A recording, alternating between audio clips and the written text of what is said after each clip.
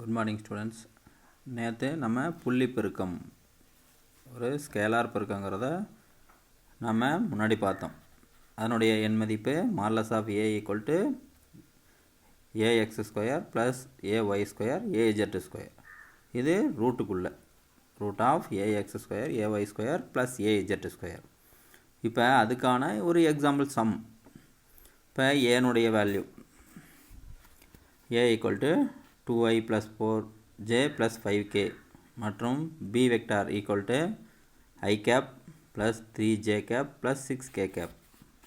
இப்போ ஸ்கேலார் பெருக்கல் தான் நம்ம பார்த்துட்ருக்குறோம். அதில் a டாட் b ஸ்கேலார் பெருக்கல்னாவே சமம் a vector dot b vector. இப்போ இதில் a வெக்டார்னுடைய வேல்யூ b வெக்டார்னுடைய வேல்யூ மதிப்பு நம்ம கண்டுபிடிக்கணும். அப்போ ரெண்டு வெக்டார்களுக்கு இடைப்பட்ட கோணத்தின் மதிப்பு காண்க அப்படிங்கிற ஒரு கொஷின். நமக்கு என்னெல்லாம் கொடுத்துருக்குறாங்க? ஏ வெக்டார் கொடுத்துருக்குறாங்க, பி வெக்டார் கொடுத்துருக்குறாங்க. ரெண்டையும் ஸ்கேலார் பெருக்கல்னால் புள்ளி பெருக்கம். அப்போ A vector dot B vector நம்ம என்ன கண்டுபிடிக்கணும்? ஏ வெக்டார் டாட் பி வெக்டார். இப்போ A vector dot B vector கண்டுபிடிக்கலாம். ஏ வெக்டார் நம்ம ஏ வெக்டார் எழுதிக்கலாம் 2i + 4j + 5k. b vector i + 3j + 6k. இப்போ ஐயும் மல்டிப்ளை பண்ணலாம். அப்போ a dot a vector dot b vector. இப்போ 2i இன்ட்டு i நமக்கு தெரியும் அது 1. அப்போ i இன்ட்டு i 1ங்கிறதுனால இங்கே 2 மட்டும். அடுத்து 4 இன்ட்டு 3 12. j வெக்டார் அது 1. அப்போ 12 ப்ளஸ் இங்கே 12 வந்துருச்சு ப்ளஸ் 5 இன்ட்டு 6 30. இப்போ K vector K into K cap into K gap equal to 1. அப்போ 30. அப்போ ஏ வெக்டார் டாட் பி வெக்டாருங்கிறது எவ்வளோ இருக்குது? 44. இது ஏ வெக்டார் டாட் பி வெக்டார் கண்டுபிடிச்சிட்டோம். இப்போ நமக்கு என்ன கேட்டிருக்கிறாங்க? ஏ வெக்டார் டாட் பி வெக்டார் கண்டுபிடிச்சாச்சு. அதுக்கப்புறம் ஏ வெக்டார் பி வெக்டார் எண் மதிப்பு கேட்டிருக்கிறாங்க. இப்போ ஏ வெக்டர்னுடைய எண் மதிப்பு, ஏ வெக்டருக்கான மேலே ஃபார்முலா நமக்கு தெரியும். A X square plus A Y square A Z square. அதே ஃபார்முலா தான். இப்போ ஏனுடைய வேல்யூ ஐக்கு ஏஎக்ஸுங்கிறது ஐ, ஏஒய்ங்கிறது ஜே, ஏஜெட்னா கே. அதனுடைய யூனிட் வெக்டார் நமக்கு தெரியும். இப்போ A equal to root of. இப்போ இங்கே 2 ஏஎக்ஸ் ஸ்கொயர் அப்படிங்கிறது 2 ஸ்கொயர் அது 4. அடுத்தது 4j 4 இன்ட்டு 4 16 16 ப்ளஸ் 5 இன்ட்டு 5 25. இப்போ மேலே இருக்கக்கூடிய இந்த ஃபார்முலாவில் தான் நம்ம பயன்படுத்துகிறோம். ஐ இருந்ததுன்னா அது எக்ஸ் ஆக்சிஸ், ஏ இருந்ததுன்னா ஒய்ஹெச், இஜெட் இருந்ததுன்னா அது கே இருந்ததுன்னா அது இஜெட் ஆக்சிஸ் அப்படிங்கிறத நம்ம தெரிஞ்சுக்கலாம். இப்போ இதெல்லாம் ரூட்டுக்குள்ளே இருக்குது.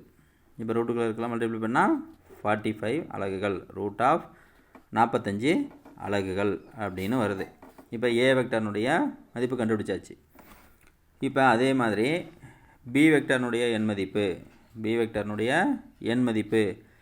இப்போ பி வெக்டர் என்ன இருக்குது?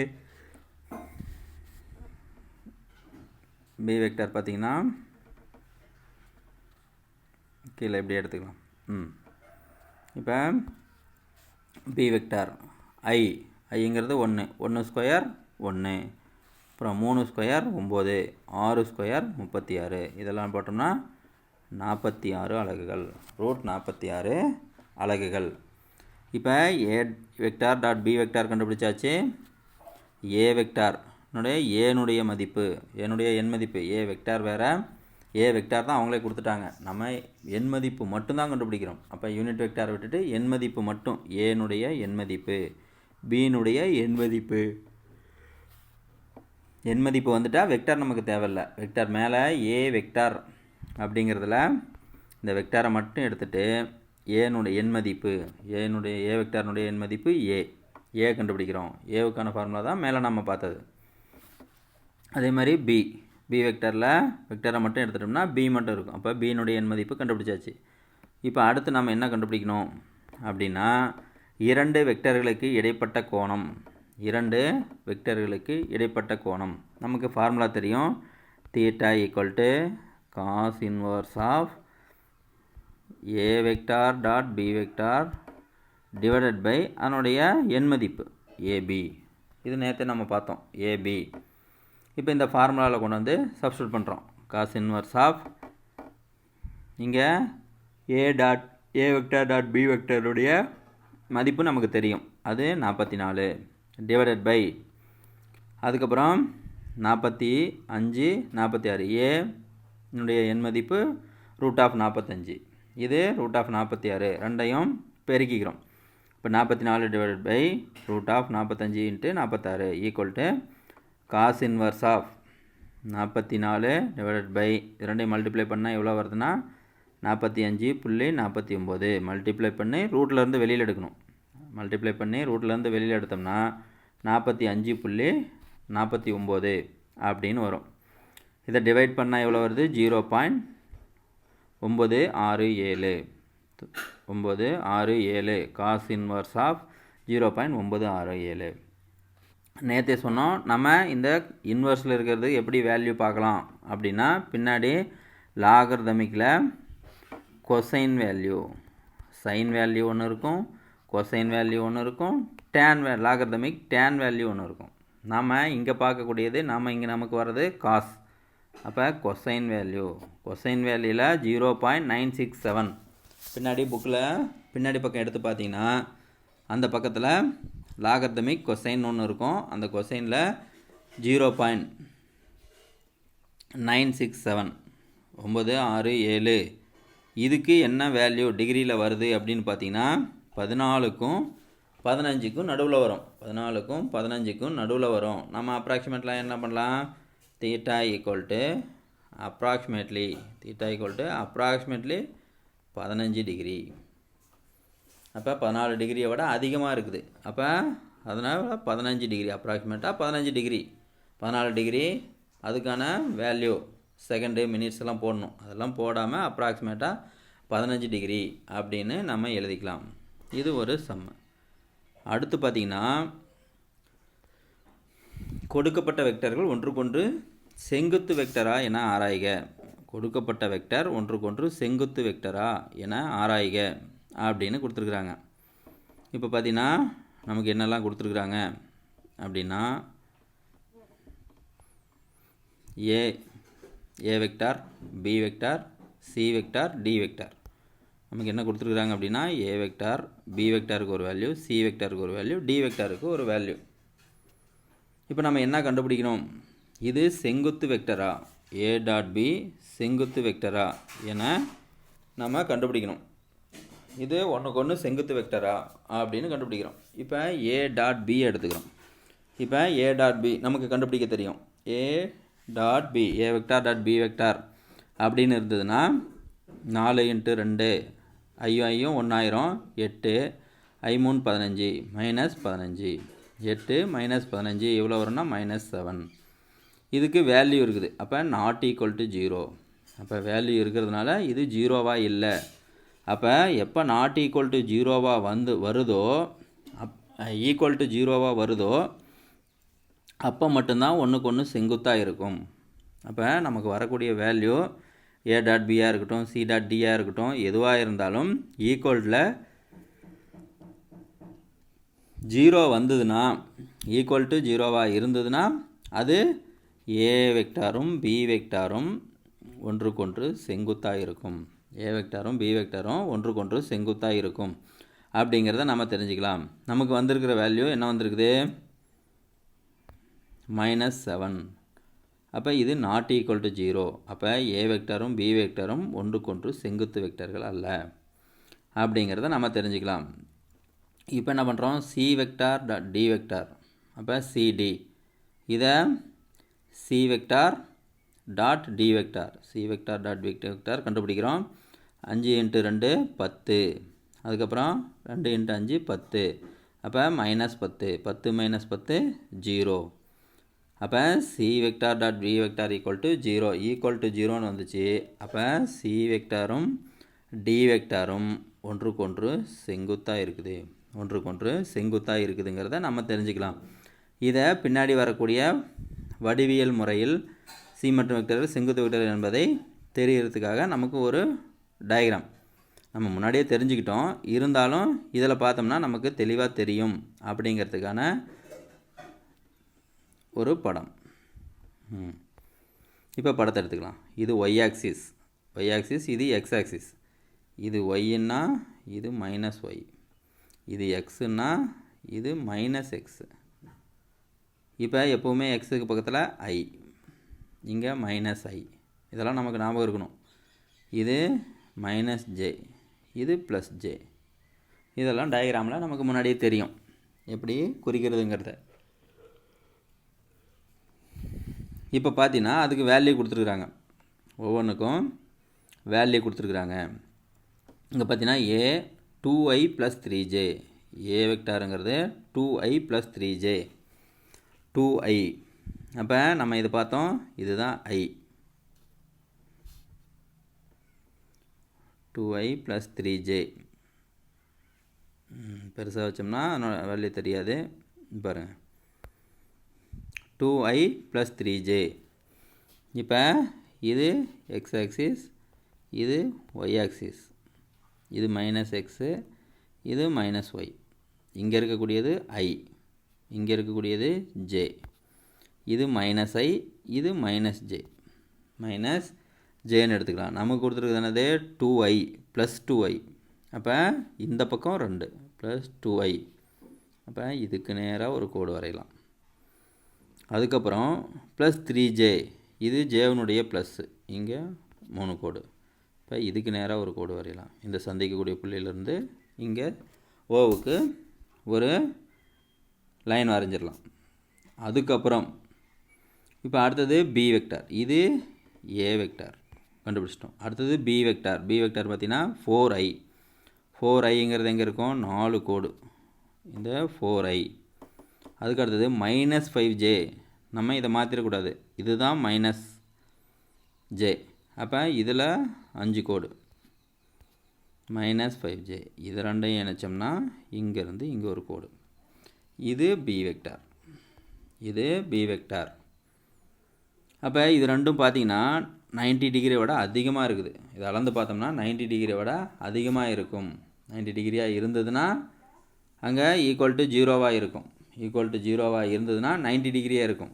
ஏன்னா சைன் 90 டிகிரி 1, சைன் 90 டிகிரிங்கிறது 1. அப்போ சைன் வேல்யூவில் சைன் 90 டிகிரியாக இருந்தால் 1ஆக இருக்கும். அப்போ இங்கே 90 டிகிரியாக இல்லை, அப்போ இது 90 டிகிரி இல்லை அப்படிங்கிறத நம்ம படத்துலேருந்து தெரிஞ்சுக்கலாம். அதே மாதிரி தான் அடுத்து இருக்கக்கூடிய படமும் சிடினுடைய வேல்யூ, சிடினுடைய வேல்யூ அதே ஆக்சிஸ் தான். நம்ம என்ன எடுத்துக்கிறோம், சினுடைய value 5j + 2j, 5i + 2j. 5iனா இதில் 5 லைன், இங்கே ப்ளஸ் 2j, அப்போ 2 லைன். இப்போ இது ரெண்டையும் சேர்த்தோம்னா இங்கேருந்து ஒரு கோடு. இப்போ அடுத்தது இது சி வெக்டார். அடுத்தது டி வெக்டார் நமக்கு வேணும். டி வெக்டாருங்கிறது பாரு 2i, 2iங்கிறது இதில் 2 கோடு, -5j, அப்போ இதில் 5 கோடு, 5 கோடு வரைஞ்சி இது ரெண்டையும் இணைச்சோம்னா இங்கே ஒரு கோடு. இப்போ இது பார்க்குறப்ப நமக்கு தெரியுது ஒரு அளவுக்கு 90 டிகிரிக்கு ஈக்குவலாக இருக்கிற மாதிரி. அப்போ இது 90 டிகிரியாக இருக்குது.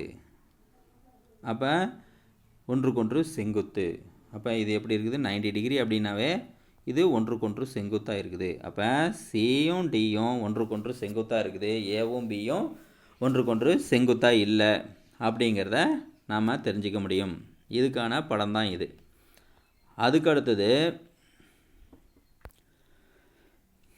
இயற்பியலில் எஃப் என்ற விசையினால் பொருள் ஒன்று dr தொலைவு இடப்பெயர்ச்சி அடையும் பொழுது அவ்விசையினால் செய்யப்பட்ட வேலையை நாம் வரையறை செய்யலாம். இப்போ ஏதாவது ஒரு பொருள்,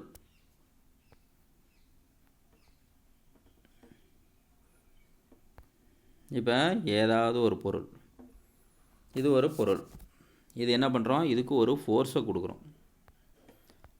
ஃபோர்ஸை கொடுத்து என்ன பண்ணுறோம், அதை தள்ளுறோம்.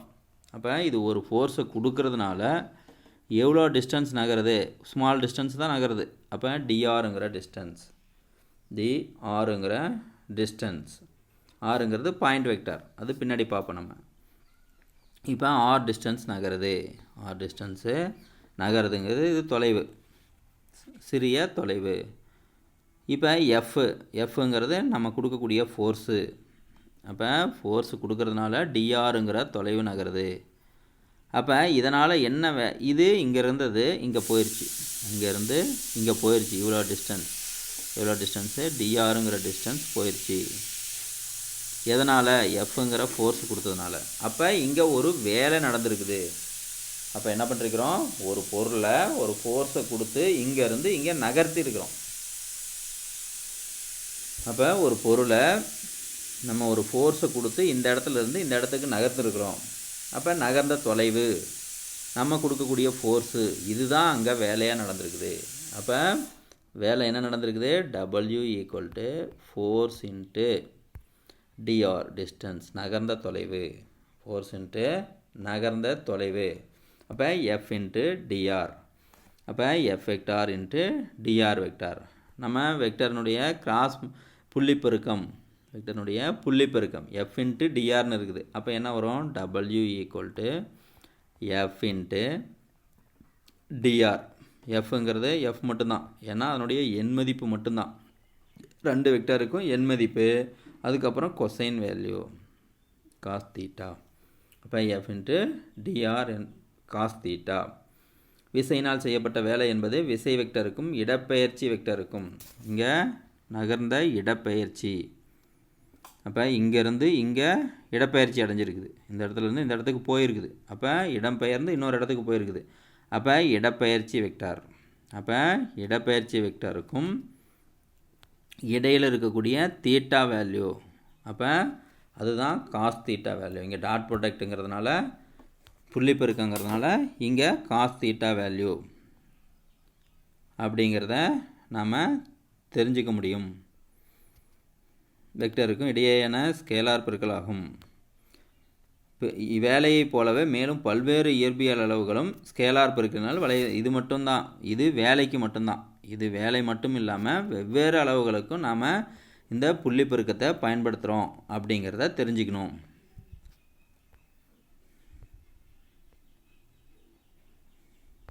இப்போ எல்லா இதுக்கும் நாம் பயன்படுத்தலாம் அப்படிங்கிறத தெரிஞ்சுக்கலாம்.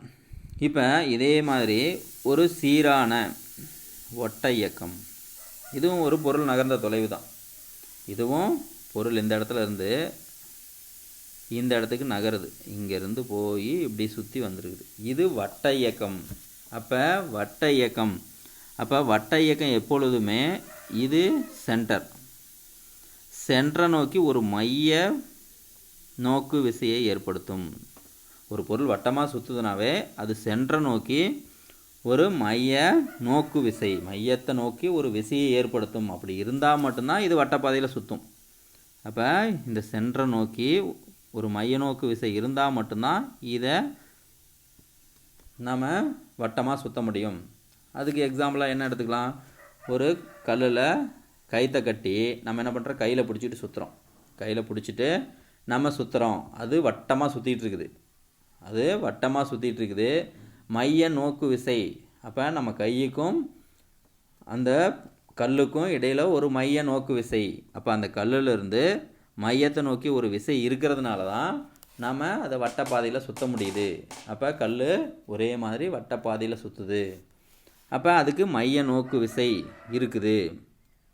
அப்போ மைய நோக்கு விசை இருக்கிறப்ப பொருளின் மீது செய்யப்பட்ட வேலை சுழி. அப்போ மைய நோக்கு விசை இருக்கிறனால வட்டமாக சுற்றக்கூடிய பொருளுக்கு செய்யப்பட்ட வேலை சுழி. அப்போ ஒரு பொருளை இந்த இடத்துலேருந்து இந்த இடத்துல நகர்த்துகிறோம், இந்த இடத்துக்கு நகர்த்தினோம்னா அங்கே மைய நோக்கு விசை. அப்போ மைய நோக்கு விசை இங்கே எதுவுமே இல்லை, இதுக்கு ரெண்டுக்கு நடுவில் மைய நோக்கு விசையே எதுவும் இல்லை. இந்த பொருளை இங்கேருந்து நகர்த்திருக்கிறோம். அப்போ F into DR cos theta, அதுக்கு வேல்யூ இருக்குது. இப்போ அதே பொருளை இப்படி வட்டமாக சுற்றிட்டு வரோம், இந்த இடத்துல இருந்த பொருளை இப்படி வட்டமாக சுற்றிட்டு வந்து மறுபடியும் அந்த இடத்துக்கு கொண்டு வந்துடுறோம். அப்போ வந்தால் தான் வட்டம். அப்போ இந்த இடத்துக்கு மறுபடியும் திரும்ப வந்ததுன்னா ஒரு வட்டம். அப்போ வட்டமாக சுற்றக்கூடிய பொருளுக்கு மைய நோக்கு விசை இருக்குது. அப்போ மைய நோக்கு விசைங்கிறது இந்த இடப்பெயர்ச்சிக்கு பர்பண்டிகுலராக இருக்கும், செங்குத்தாக இருக்கும்.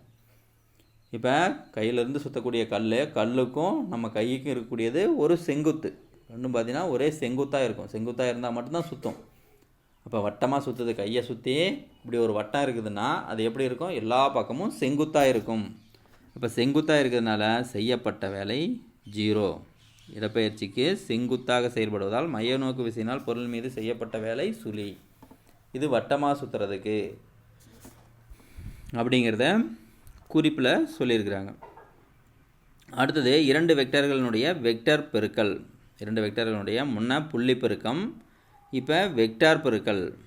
முன்ன புள்ளி பெருக்கம், இப்போ வெக்டார் பெருக்கல். அதே மாதிரி வெக்டார் பெருக்கல் அதனுடைய பண்புகள். இதுவும் ஒரு 5 மார்க் கொஷினு. அப்புறம் 1 மார்க்லேயும் கேட்கலாம். அதுக்கப்புறம் ஒரு 3 மார்க் கொஷினாக இருந்தால் ஒரு 5 பாயிண்ட் எழுதலாம். இது இருந்ததுன்னா ஒரு 7 பாயிண்ட் 8 பாயிண்ட் எழுதுகிற மாதிரி இருக்கும். இது வெக்டார் பெருக்கல். அங்கே என்ன பார்த்தோமோ அதே தான், அதுவாக வரலாம், அதுக்கு ஆப்போசிட்டாக மாறியும் வரலாம். அங்கே என்னென்னலாம் பார்த்தோமோ அதுவும் இதில் வரும், வேறையும் வரும். இப்போ 2 வெக்டர்களுடைய வெக்டார் பெருக்கல். 2 வெக்டர்களுடைய வெக்டார் பெருக்கல் பார்க்குறோம்.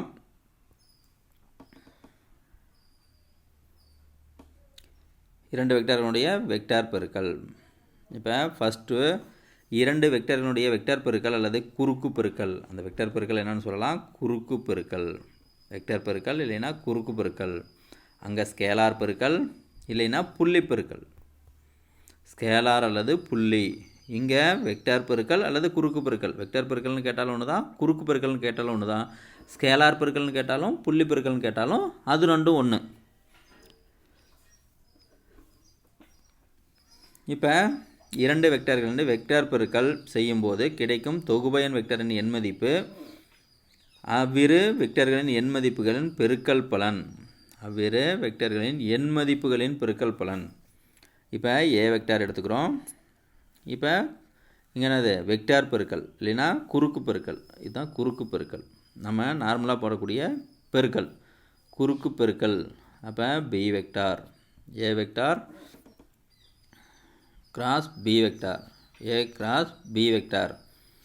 இதனுடைய வேல்யூ என்னவாக இருக்கும் அப்படின்னா ஏபியினுடைய எண் மதிப்பு. ஏபி நம்ம முன்னாடியே பார்த்துக்கிறோம். ஏ வெக்டர்னுடைய பி வெக்டர்னுடைய எண் மதிப்பு மற்றும் எண் மதிப்புகளின் பெருக்கல் பலன். அப்போ ஏ வெக்டார் பி வெக்டார் அதனுடைய பெருக்கல் பலன். அவ்வெக்டர்களுக்கு இடைப்பட்ட கோணத்தின் சைன் மதிப்பு. அப்போ சைன் தீட்டா. அப்போ முன்னாடி பார்த்தது A vector dot B vector equal to AB cos theta. இங்கே நம்ம பார்க்குறது A vector cross B vector equal to AB sine theta அப்படிங்கிறத நம்ம தெரிஞ்சுக்கலாம். இப்போ ஏபி சைன் தீட்டா. இப்போ இதுவும் வெக்டார், இதுவும் வெக்டார். அப்போ நமக்கு அதனுடைய தொகுபயன் வெக்டாரில் என்ன இருக்கணும் அப்படின்னா ஒரு யூனிட் வெக்டார் இருக்கணும். ரெண்டும் வெக்டார், அதனால் இங்கே கிராஸ் ப்ராடக்ட், வெக்டார்னுடைய கிராஸ் ப்ராடக்ட்டு. அதனால் இங்கே கிடைக்கக்கூடியதும் ஒரு வெக்டார், அங்கே கிடைக்கக்கூடியது ஒரு ஸ்கேலார், இங்கே கிடைக்கக்கூடியது ஒரு வெக்டார். அப்போ வெக்டாருங்கிறதுனால ஒரு யூனிட் வெக்டார் என் கேப் அங்கே இருக்கணும், என் கேப்பு அங்கே இருக்கணும். அதுதான் இங்கே பார்த்தீங்கன்னா சி. நம்ம ஏ கிராஸ் பிங்கிறத சின்னு வச்சுக்கலாம். அப்போ A vector cross B vector equal to AB sine theta into N cap. அதுக்கு முன்னாடி நம்ம என்ன தெரிஞ்சுக்கிறோம் அப்படின்னா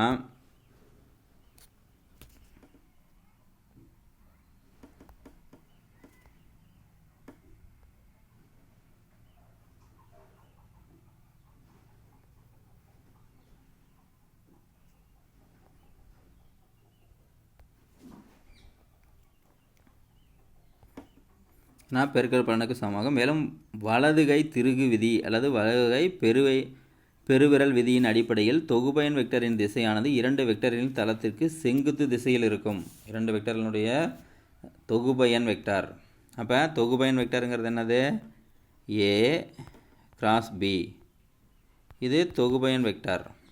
தொகுபயன் vector AB sine theta N gap.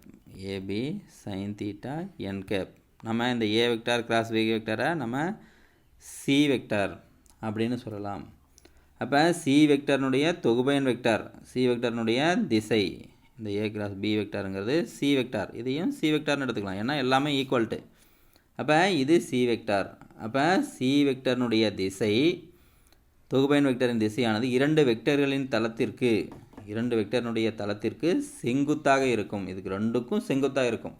இங்கே ஒரு புள்ளி இருக்குது ஏ வெக்டார், இங்கே ஒரு புள்ளி இருக்குது, இதுக்கு ரெண்டுக்கும் செங்குத்தாக இருக்கும். இப்படி இருக்குதுன்னு வச்சுக்கலாம். இப்போ இங்கே ஒரு புள்ளி, இங்கே ஒரு புள்ளி, இதுக்கு ரெண்டுக்கும் செங்குத்தாக இருக்குது. இல்லைன்னா இங்கே ஒரு புள்ளி, இங்கே ஒரு புள்ளி, இதுக்கு கிராஸ் லைன் வரையலாம். இப்போ இந்த ஓவிலேருந்து இது ஏன்னு வச்சுக்கலாம், இது பின்னு வச்சுக்கலாம். இப்போ இதுக்கு ரெண்டுக்கும் செங்குத்து இப்படி இருக்கலாம், இதுக்கு ரெண்டுக்கும் செங்குத்தாக இருக்கும். இதுதான் சி வெக்டாருங்கிற தொகுபயன் வெக்டார். தொகுபயன் ஒரு வெக்டார், அப்போ தொகுபயன் வெக்டார் அதை தான் கீழே படத்தில் போட்டு கட்டிருப்பாங்க.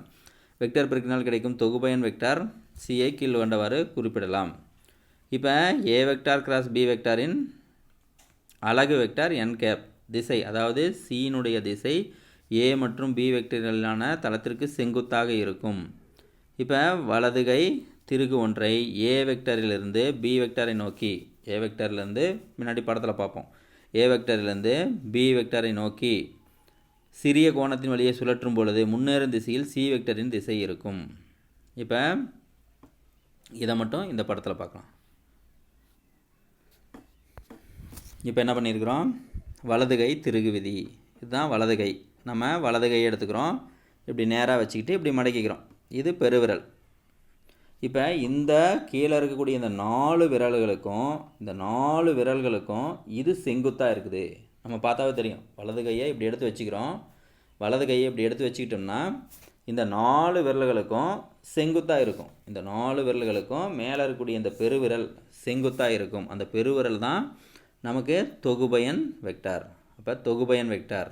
அப்போ இப்போ பார்க்கலாம், இது வலக்கை திருகு விதி. இப்போ என்ன பண்ணுறோம், மேலே இருந்து ஒரு திருகு, இதுதான் திருகுன்னு வச்சுக்கலாம். இப்படி ஒரு திருகு இருக்குது. இந்த திருகு என்ன பண்ணுறோம், ஏங்கிற புள்ளியிலேருந்து பி வெக்டார், ஏ வெக்டார்லேருந்து பி வெக்டாருக்கு கொண்டு போகிறோம். அப்போ அதை எப்படி திருகுவோம், இப்படி திருகுவோம். இப்படி திருகுவோமா, இங்கேருந்து ஏலேருந்து பிக்கு போகுது. அப்போ இப்படி திருகிறதா வச்சுக்கலாம்.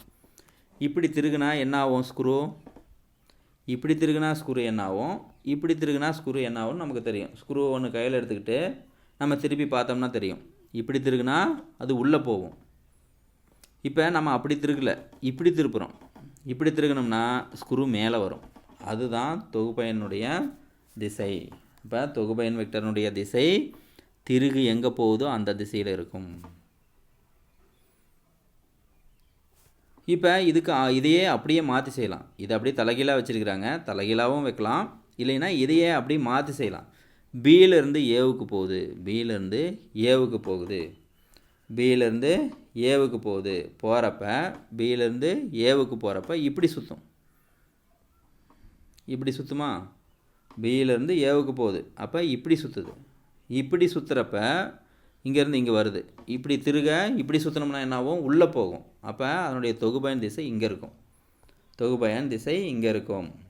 அப்போ இங்கே இருக்கக்கூடியது என்னது, ஒய் ஆக்சிஸ். இதுவும் ஒய் ஆக்சிஸ், இதுவும் ஒய் ஆக்சிஸ், இது மைனஸ் ஒய் ஆக்சிஸ். அப்போ தொகுபயன் என்னவாக இருக்கும், அப்போ minus C vector equal to, அப்போ எங்கேருந்து எங்கே போகுது, பியிலேருந்து ஏவுக்கு போகுது. அப்போ பி கிராஸ் ஏ. இப்போ பி கிராஸ் ஏங்கிறது மைனஸ் சி வெக்டார். இங்கே ஏ கிராஸ் பி, ஏவிலேருந்து பிக்கு போகுது, A cross B vector equal to நேராக போகுது. அப்போ மேல் நோக்கி போகுது, இது plus Y axis. Plus Y ஆக்சிஸுங்கிறதுனால இங்கே ஏ கிராஸ் பிங்கிறது சி வெக்டார். இதுதான் தொகுபயன் வெக்டார். தொகுபயன் வெக்டார் சியாக இருக்கும், இங்கே மைனஸ் சியாக இருக்கும். நம்ம ஒரு திருகை வச்சுக்கிட்டு செக் பண்ணோம். திருகு பியிலேருந்து ஏவுக்கு போச்சுன்னா, இது பியிலேருந்து ஏவுக்கு போச்சுன்னா கீழ் நோக்கி வரும் திருகு. ஏவிலேருந்து பிக்கு போச்சுன்னா இப்படி ஆப்போசிட்டில் திருகுறோம். இப்படி திருகணும்னா மேலே போகுது. அப்போ இது ப்ளஸ் ஒய் ஆக்சிஸ், இது மைனஸ் ஒய் ஆக்சிஸ். அதனால் தொகுபயன் வெக்டாருங்கிறது இங்கே ப்ளஸ் சி, இங்கே மைனஸ் சி. இதுதான் இந்த படத்தில் இருக்கக்கூடியது. இதே நம்ம தெரிஞ்சுக்கிறதுக்கு. அதுக்கு அடுத்தது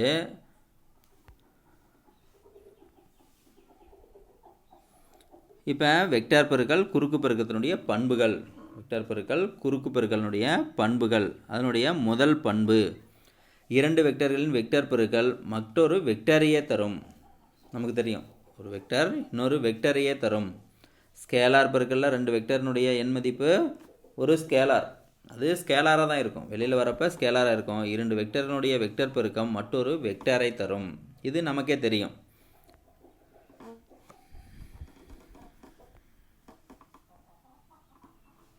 சரி, அதுக்கு முன்னாடி ஒரு குறிப்பு. வலதுகை விதியின்படி வலதுகையின் விரல்கள் வளையும் திசையில் பொருளின் சுழற்சியை கருதினால் மடக்கப்பட்ட விரல்களுக்கு செங்குத்தாக உள்ள பெருவிரல் தொகுபயன் வெக்டர் சியின் திசையை குறிக்கும். அங்கே என்ன பார்த்தோமோ அதை தான் குறிப்பாக சொல்லியிருக்கிறாங்க. சுழற்சியை கருதினால் அங்கே நகர்றதை வச்சோம். இப்போ திருகுனுடைய சுழற்சியை கருதினால் மடக்கப்பட்ட விரல்களுக்கு, அங்கே மடக்கப்பட்ட விரல் இருக்குது, விரல்களுக்கு செங்குத்தாக உள்ள பெருவிரல் தொகுபயன் வெக்டர் சியின் திசையை குறிக்கும் அப்படிங்கிறத நம்ம தெரிஞ்சுக்கலாம். அப்படிங்கிற ஒரு நோட் த பாயிண்ட். இப்போ வெக்டர்னுடைய பெருக்கல், ஒரு வெக்டரை இன்னொரு வெக்டரால் பெருக்கும் பொழுது கிராஸ் மல்டிப்ளிகேஷன். அப்போ கிராஸ் மல்டிப்ளை பண்ணுறப்ப, அப்போ வெக்டர் பெருக்கம் செய்யும்போது இல்லைன்னா குறுக்கு பெருக்கல் செய்யும்போது அது ஒரு வெக்டராக தான் இருக்கும். அவ்வெக்டரினுடைய திசை அவ்வெக்டரின் தளத்திற்கு செங்குத்தாக இருக்கும். வெக்டரினுடைய தளத்திற்கு செங்குத்தாக இருக்கும், ஒன்றுக்கொன்று செங்குத்தாக இருக்கும். இல்லை என்றால் தொகுபயன் வெக்டர் சி 2 வெக்டர்களுக்கு செங்குத்தாக இருக்கும். அது ஒன்றுக்கொன்று செங்குத்தாக இருக்கும். ஏ வெக்டர் செங்குத்து பி வெக்டராக இருக்கும். ஏ வெக்டர் பி வெக்டருக்கு செங்குத்தாக இருக்கும்.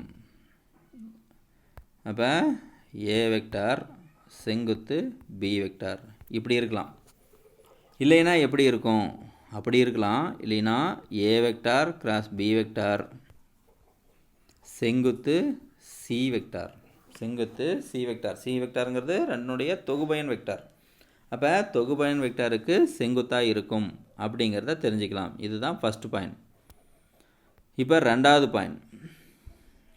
பாயிண்ட் பார்க்குறோம். 2 வெக்டர்களின் வெக்டர் பெருக்கம் பரிமாற்று விதிக்கு உட்படாது. அப்போ பரிமாற்று விதிங்கிறது நம்ம என்ன பார்த்துருக்குறோம்?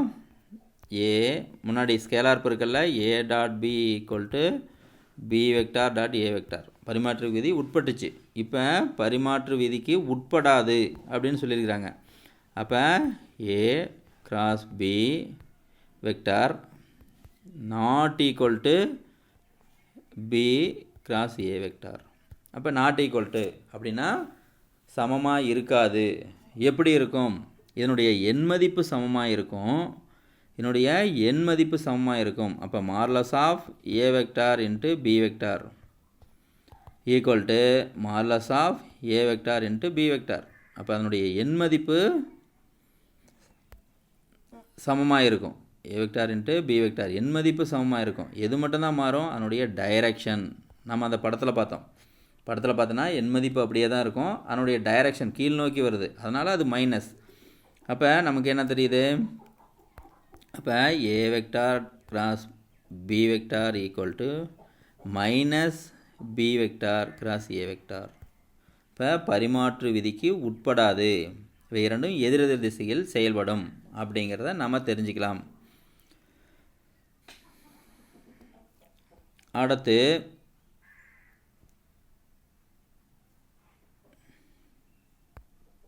இரண்டு வெக்டர்களின் வெக்டர் பெருக்கல், 2 வெக்டர்களுடைய வெக்டர் பெருக்கம் தீட்டா ஈக்குவல் டு 90 டிகிரி. அப்போ ஒன்றுக்கொன்று செங்குத்தாக தான் இருக்குன்னு சொல்லிட்டோம். அப்போ ஒன்றுக்கொன்று செங்குத்தாக இருக்குது. செங்குத்தாக இருந்தாவே தீட்டா ஈக்குவல் டு 90 டிகிரி. அப்போ 90 டிகிரியாக இருக்கிறப்ப தான் அது பெருமமாக இருக்கும். அப்போ 90 டிகிரியாக இருக்கிறப்ப அது அதிக மதிப்பு, பெரும மதிப்பை பெறும். அப்போ பெரும மதிப்புங்கிறது ஏபிங்கிறது தான் பெருமம். அதனுடைய எண் மதிப்பு பெருமமாக இருக்கிறது. இங்கே சைன் தீட்டா வேல்யூ 1. அப்போ ஏபி இன்ட்டு என் கேப் ஃபார்முலாவில் சப்ஸ்டியூட் பண்ணால் ஏபி என் கேப். இது பெருமமாக இருக்கும் எப்போ? தீட்டா ஈக்குவல் டு 90 டிகிரியாக இருக்கிறப்ப. இப்போ தீட்டா ஈக்குவல் டு 0 டிகிரின்னு எடுத்துக்கிறோம். இல்லைனா தீட்டா ஈக்குவல் டு 180 டிகிரி. அப்போ ரெண்டுனுடைய வேல்யூ என்னவாக இருக்கும்? சைன் 0 இல்லைனா சைன் 180 ரெண்டுமே 0 இருக்கும். அப்போ தீட்டா ஈக்குவல் டு ஜீரோங்கிறது எங்கே இருக்கும்? இணையாக இருக்கிறப்ப, ரெண்டு வெக்டர் இணையாக இருக்கிறப்ப, ரெண்டு வெக்டர் ஆப்போசிட்டாக இருக்கிறப்ப, இது இணையாக இருக்கிறப்ப ஆப்போசிட்டாக இருக்கிறப்ப நம்ம இதெல்லாம் முன்னாடியே பார்த்துருக்குறோம். இங்கே ஆங்கிள் எவ்வளோன்னா 180 டிகிரி.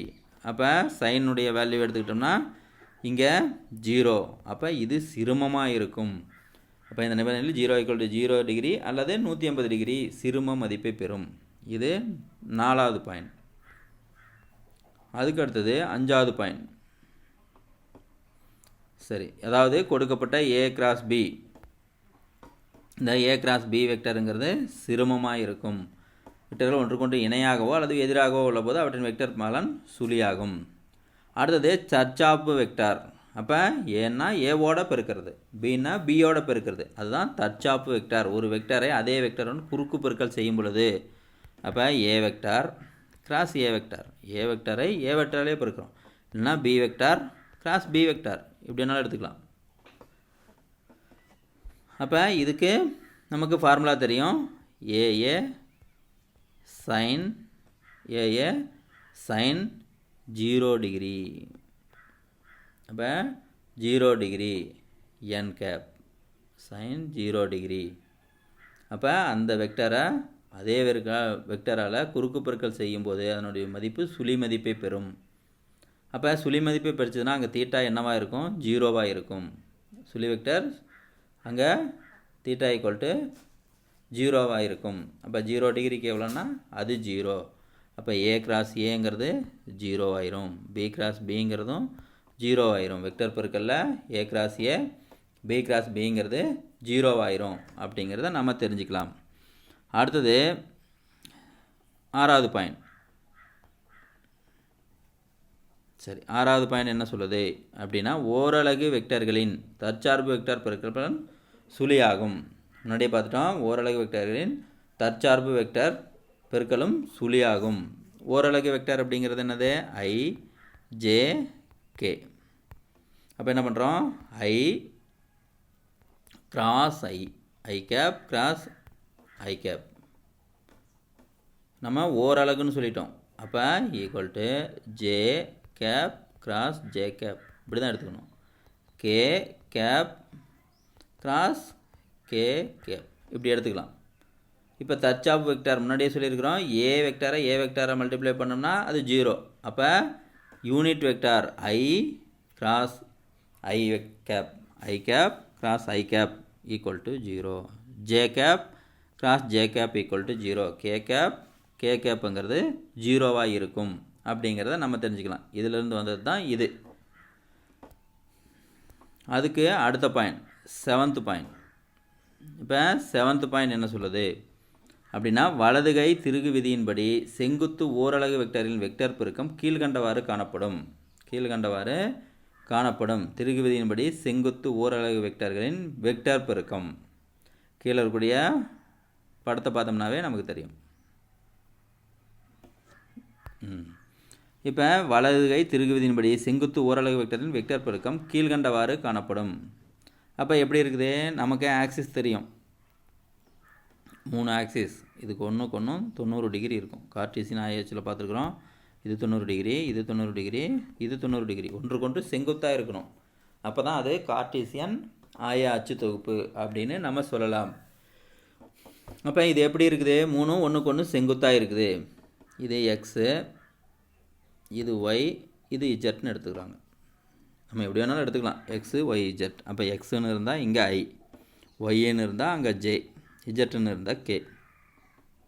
அப்போ I cap J cap K cap unit vector, அதனால் கே கேப்னு நம்ம எடுத்துக்கிறோம். இது இந்த படத்தில் நம்ம தெரிஞ்சுக்கிறது. அடுத்த படம் என்ன பார்த்தீங்கன்னா, இப்போ வலதுகை திருகு விதி. அப்போ வலதுகை திருகு விதி அப்படிங்கிறது எப்படி போகும்? வலது கையில் ஒரு திருகணும்னா ஐயில் இருந்து ஜேவுக்கும், ஜேவிலேருந்து கேவுக்கும், கேலேருந்து ஐக்கு வரும். இப்படி ஒரு வட்டமாக, அதுதான் இந்த படம். ஐயிலேருந்து ஜே, ஜேலேருந்து கே, அதுதான் ஏலேருந்து பிக்கு போகிறது. முன்னாடி பார்த்தோம், ஏலேருந்து பிக்கு போகிறது ப்ளஸ் வேல்யூவாக இருக்கும். ஏலேருந்து பிக்கு போனால் அதுக்கு செங்குத்து. இப்போ இப்படி போகுது. இப்படி போகிறப்ப ஐயிலேருந்து ஜே, ஜேலேருந்து கே, கேலேருந்து ஐ, அப்படி ஒரு வட்டமாக போயிடுது. ஜேலேருந்து ஐ வரைக்கும். இப்போ எது வரிசையாக போகுது? ஐயிலேருந்து ஜேவுக்கு போகணும், ஜேலேருந்து கேவுக்கு போகணும். இதுதான் திருகு விதியினுடைய அமைப்பு. இப்போ இதுதான் பரிமாற்று விதிக்கு உட்படாதுன்னு சொல்லிட்டாங்க. இது பரிமாற்று விதிக்கு உட்படாதுன்னு சொல்லிட்டாங்க. அப்போ அதுக்கு முன்னாடி நம்ம என்ன பண்ணலாம்? இதில் பார்த்தீங்கன்னா ஐ கிராஸ் ஜே, ஐ ஜே ரெண்டு வரிசையாக இருக்குதா? ஐக்கு அடுத்தது ஜே. அடுத்தது பார்த்தீங்கன்னா ஜே கிராஸ் கே, ஜேவுக்கு அடுத்தது கே, இப்படி வரிசையாக வருது. அப்புறம் கே டாட் ஐ, இப்படி வரிசையாக வருது. இப்போ first I dot J, I cross J. சரி, இங்கே நம்ம கிராஸ் ப்ராடக்ட் பார்க்குறோம். I cross J, I cross J, I cap cross J cap equal to மீதி இருக்கிறது என்னது? K gap. ஜே கே மீதி இருக்கிறது ஐ, கே ஐ மீதி இருக்கிறது ஜே. இதுதான் மேலே இருக்கக்கூடியது. இப்போ அதே மாதிரி வரும். மாறினா என்னவா மாறிடும்? நமக்கு வேல்யூ வராது. இது பரிமாற்று விதிக்கு உட்படாது. அப்போ பரிமாற்று விதிக்கு உட்படாது. அப்போ I cross J equal to K. இப்போ இது பரிமாற்று விதிக்கு உட்பட்டதுன்னா இப்படி இருக்கணும். I cross J equal to K. இப்போ ஐயும் ஜேவும் என்ன பண்ணலாம்? அப்போ J cross I, J cross I. இப்போ என்ன பண்ணுறோம்? பரிமாற்று விதிக்கு உட்பட மாதிரி இருந்தால் இதுவும் ஈக்குவலாக இருக்கும். எதுவும் ஈக்குவலாக இருக்கும். ஐ கேப் கிராஸ் ஜே கேப், இது ஐ ஜே வரிசையாக வருது. இப்போ ஜே கேப் கிராஸ் ஐ கேப்புக்கு ஈக்குவலாக இருக்கணும். ஆனால் அப்படி இல்லை. ஏன்னா பரிமாற்று விதிக்கு உட்படாது. பரிமாற்று விதிக்கு உட்படாதனால இப்படி இருக்காது. ஆனால் எப்படி வரும்? மைனஸ், நடுவில் ஒரு மைனஸ் வரும், அவ்வளோதான். அப்போ அதை வச்சு எப்படி எழுதலாம்? இப்போ J cap cross J I cap, ஜேவும் ஐயும் இருக்குது, மீதி இருக்கிறது கே. கே எப்படி இருக்கும்? ஜேவும் ஐயும் வரிசையாக இல்லை, ஐயிலேருந்து ஜேவுக்கு போகல, ஜேலேருந்து ஐக்கு போகுது. அப்போ இது மைனஸ். இப்போ மைனஸ் கே கேப். அதே மாதிரி K cap into J cap equal to நமக்கு என்ன வரும்? ரெண்டும் வந்துருச்சு, மீதி இருக்கக்கூடியது ஐ. ஆனால் கே ஜே வரிசையாக போகல, ஜேவிலேருந்து கேவுக்கு போகல, கேலேருந்து ஜேவுக்கு போகுது. அப்போ மைனஸ் ஐ. இப்போ ஜேவும் கேவும் வந்ததுன்னா மைனஸ் ஜே அப்படிங்கிறத நம்ம எழுதலாம். ஏன்னா இது பரிமாற்று விதிக்கு உட்படாது. அப்போ அதுக்கு எதிர் திசை, என் மதிப்பு அதே தான் இருக்கும், திசை மட்டும்தான் மாறும். இங்கேயும் கே தான். ஆனால் இங்கே கே, இங்கே மைனஸ் கே. முன்னாடி கே, இங்கே மைனஸ் கேவாக இருக்கும். எதனால் அப்படின்னா பரிமாற்று விதிக்கு உட்படாததுனால. அதுக்கு அடுத்தது எய்த்து பாயிண்ட். வெக்டர் கூறு முறையில் இரண்டு வெக்டர்களின் வெக்டர் பெருக்கலை கீழ்கண்டவாறு கண்டறியலாம். இரண்டு வெக்டர்களுடைய வெக்டர் பெருக்கல். ஒன்று ஏ வெக்டார் பி வெக்டார், ரெண்டு வெக்டார் கொடுத்துட்டாங்க. ஏவுக்கு ஒரு வேல்யூ, பிக்கு ஒரு வேல்யூ கொடுத்துட்டாங்க. இப்போ இதனுடைய வெக்டர் கூறு முறையில் காண்க. அப்போ குறுக்கு பெருக்கல், வெக்டர் பெருக்கல்னால் குறுக்கு பெருக்கல். அதை எப்படி நம்ம எழுதலாம்? நம்ம அணிக்கோவையில் பார்த்துருப்போம். A vector cross B vector equal to I J K, I J K, இதெல்லாம் கேப். கீழே என்ன இருக்கும்? ஏ வெக்டார்னுடைய வேல்யூ ஏஎக்ஸ், எக்ஸுங்கிறது ஐக்கு, ஒய்ங்கிறது ஜேவுக்கு. அப்போ ஏஒய் ஏஇஜெட். அதே மாதிரி கீழே பிக்கு பிஎக்ஸு, பிஒய் பிஇஜெட். இங்கே மார்லஸ் வேல்யூ. இப்போ மார்லஸ் ஆஃப். இது வெக்டர் கூறு முறையில் நம்ம கண்டுபிடிக்கலாம். இதுக்கு வேல்யூ கண்டுபிடிக்கலாம். அணிக்கோவை நமக்கு தெரிஞ்சதுன்னா இதுக்கான வேல்யூ நம்ம கண்டுபிடிக்க தெரியும். அது எப்படி இருக்கும் அப்படின்னா பாருங்கள்.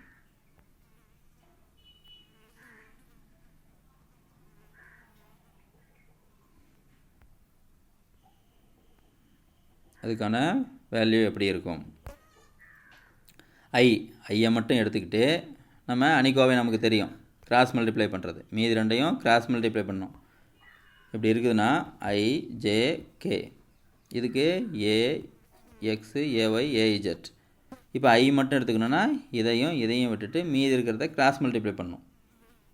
மைனஸ் இன்னொரு கிராஸ் மல்டிப்ளை அப்படி போட்டோம்னா I A Y B Z minus A Z B Y plus J A Z B X minus A X B Z plus K A X B Y minus A Y B X. இது அணிக்கோவை தெரிஞ்சதுன்னா இது அணிக்கோவை முறையில் நம்ம முன்னாடியே தெரிஞ்சுக்கிறோம். அணிக்கோவை முறையில் நம்ம தெரிஞ்சுக்கலாம்.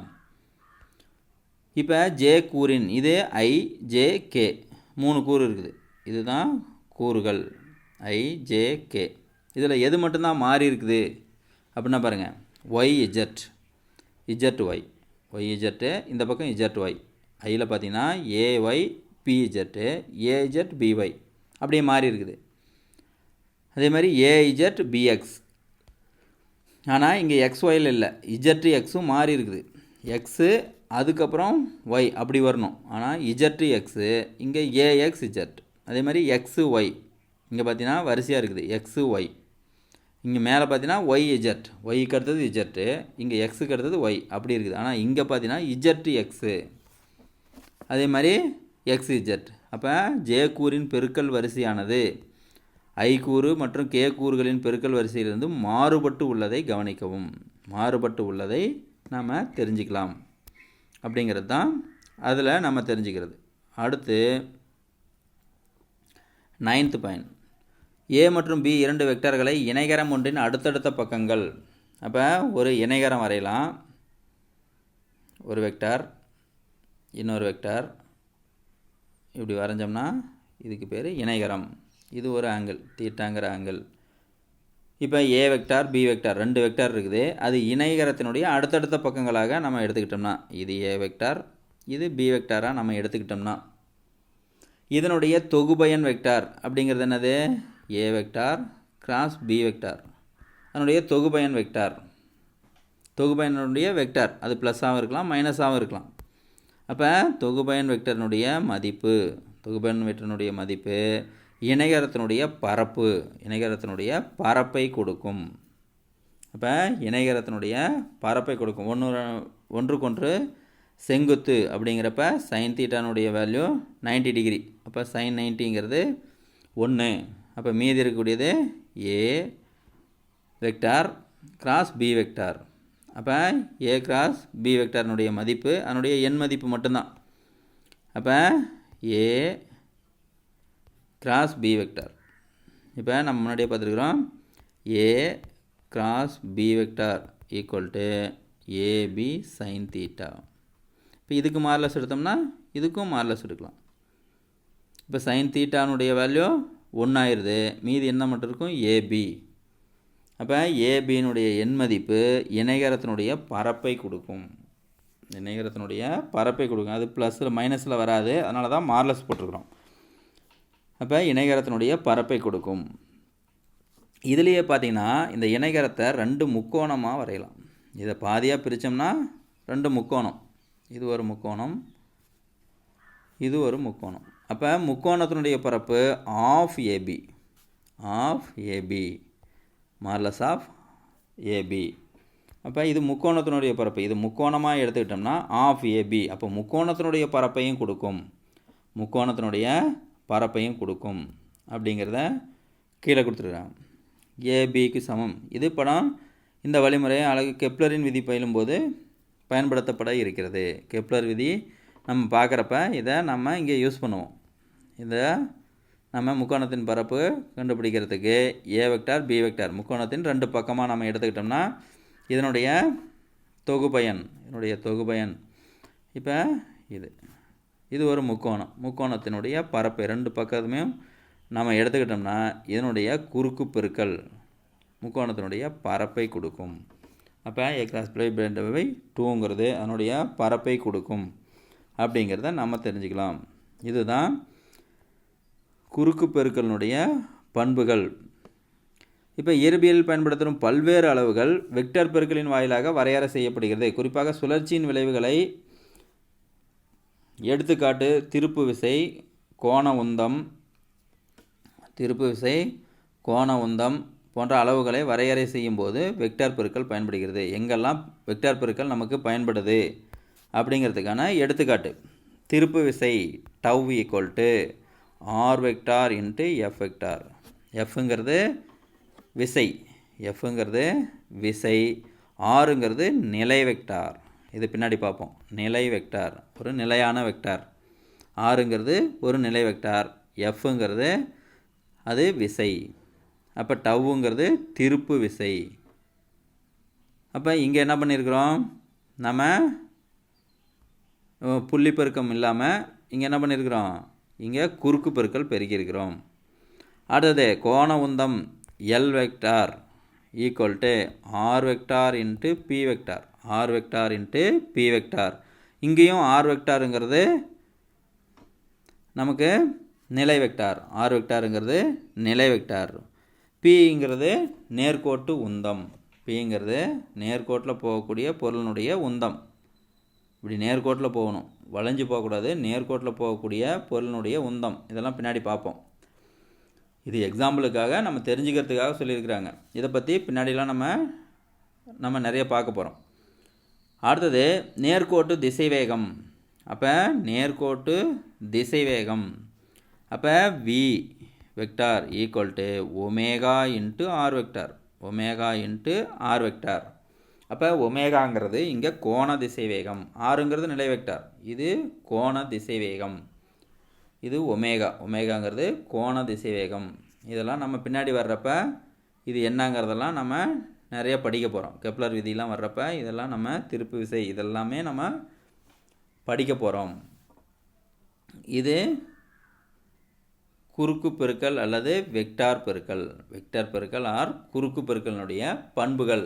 மொத்தம் இதெல்லாம் அதனுடைய பண்புகள். மொத்தம் 10 பண்புகள் இருக்குது. ஒரு 8 பண்புகளாவது 5 மார்க்குக்கு எழுதணும். இல்லை அனைத்தையும் எழுதுக அப்படின்னா 10 எழுதணும். இல்லைன்னா ஏதேனும் 5, 6, 7, 8 அப்படின்னு கேட்கலாம். இல்லை மொத்தமாக கேட்டாங்கன்னா எல்லாத்தையும் கூட நம்ம எழுதலாம். 1, 2 விட்டுட்டால் கூட தெரிஞ்சதை எழுதினோம்னா மார்க் கொடுத்துருவோம். 10 பாயிண்ட்னா 9 பாயிண்ட் எழுதியிருந்தால் கூட மார்க் கொடுத்துருவாங்க. இல்லைன்னா அவங்களே 5 பாயிண்ட் கேட்டாங்கன்னா நம்ம ஒரு பாயிண்ட் சேர்த்து 6 பாயிண்ட்டாகவும் எழுதலாம். இது ஒரு 5 மார்க் கொஷின், 3 மார்க் கொஷின், 1 மார்க்கும் இதில் இருக்குது. சரி, மீதியை நம்ம நெக்ஸ்ட் கிளாஸில் பார்ப்போம்.